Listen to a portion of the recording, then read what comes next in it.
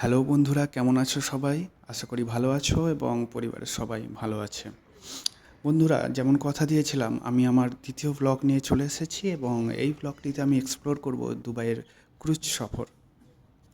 গোটা মারিনা জুড়ে অসংখ্য ক্রুজ সার্ভিসের পয়েন্ট আছে, তবে আমরা আমাদের সবচেয়ে নিকটবর্তী পয়েন্টটা চুজ করেছিলাম, যেখানে দুটো সুন্দর ক্রুজ ছিল, ওবেরয় এবং আলেকজান্দ্রা টু। আমরা আলেকজান্দ্রা টুটা চুজ করেছিলাম। মূলত আলেকজান্ডার টু আর ওবেরয়ের মধ্যে পার্থক্য এটাই যে ওবেরয় টুতে একটা ভিনটেজ লুক পাওয়া যায় এবং ওবেরয়তে একদম মডার্ন লুক। আর ওবেরয় আলেকজান্দ্রার মধ্যে দুটো পার্থক্য এটাই যে ওবেরয়ে সম্পূর্ণ ভারতীয় খাবার থাকে এবং আলেকজান্ড্রা টুতে থাকে সম্পূর্ণ ইন্টারন্যাশনাল খাবার। আর টিকিটের দামের মধ্যে একটু পার্থক্য আছে। আলেকজান্ডার টুতে টিকিটের মূল্য একটু বেশি কম্পেয়ার টু ওবেরয়।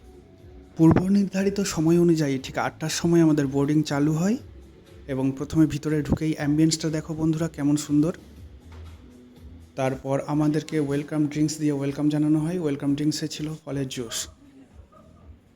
এছাড়াও অ্যালকোহলিক ড্রিঙ্কসের ব্যবস্থা ছিল, তবে এগুলোর জন্য এক্সট্রা পে করতে হতো।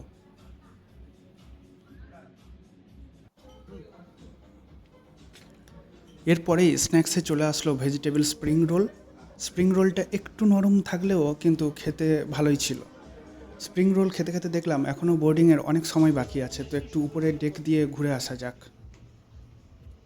যেহেতু সবেমাত্র বোর্ডিং চালু হয়েছিল, উপরে উঠে দেখলাম প্রায় বেশিরভাগ সিটই এখন খালিই পড়ে আছে। উপর থেকে চারিদিকের ভিউটা নিলাম।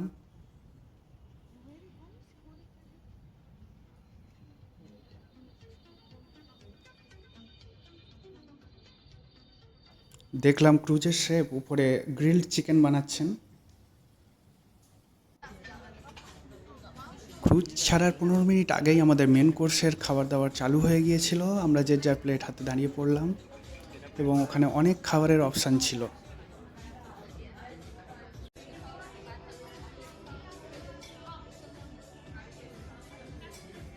যেহেতু খুব জোরেই খিদে পেয়েছিল, তাই কত খেতে পারবো সেটা না জেনেই প্লেট ভর্তি করে খাবার নিয়ে এসে টেবিলে বসলাম।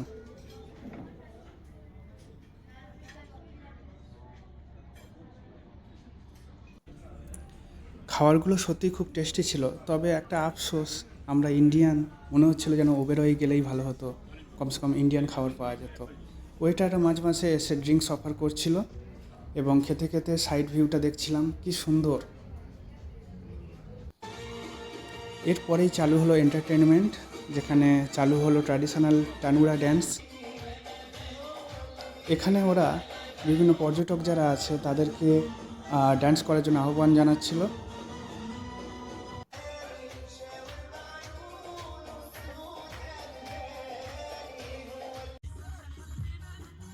উপরের ডেকে গিয়ে দেখলাম ঠিক একই অবস্থা, উপরেও ড্যান্স চলছিল এবং উপরের ভিউটা তখন জমজমাট একেবারে।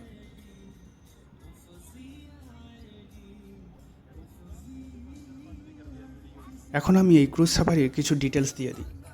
প্রতিদিন 8টা থেকে বোর্ডিং চালু হয় এবং 9টার সময় ডিপারচার এই ক্রুজের, এবং 10টা 45 মিনিটে থাকে রিটার্ন।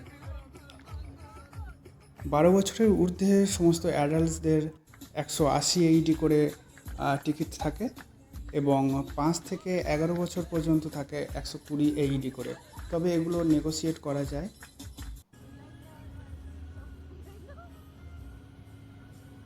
মারিনার ক্রুজিং সার্ভিসগুলো মূলত ক্রুজিং করে থাকে Dubai Marina, জেবিআর, Dubai I and blue water island.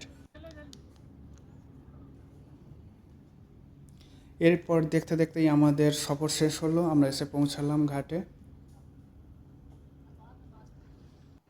তো বন্ধুরা, আবার দেখা হচ্ছে পরের ব্লগে। Tata, bye bye.